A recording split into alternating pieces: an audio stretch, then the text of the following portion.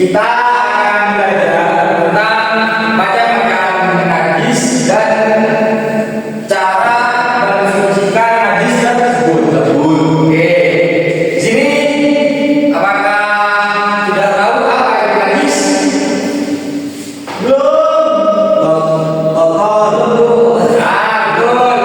Najis itu kotor.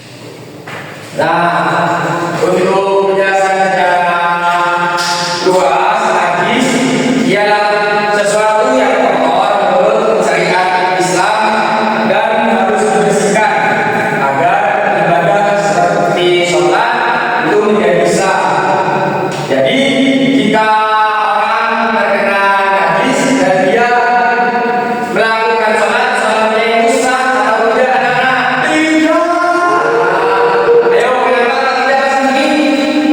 Kenapa sholatnya tidak sah? Karena tidak sesuai syariat hukum. Ya betul, yang lagi karena tidak suci. Oke.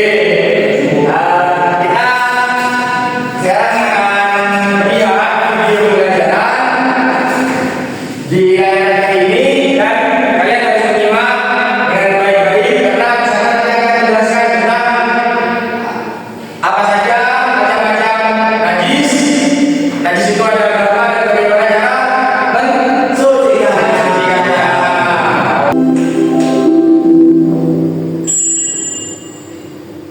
Nah, anak-anak, itu tadi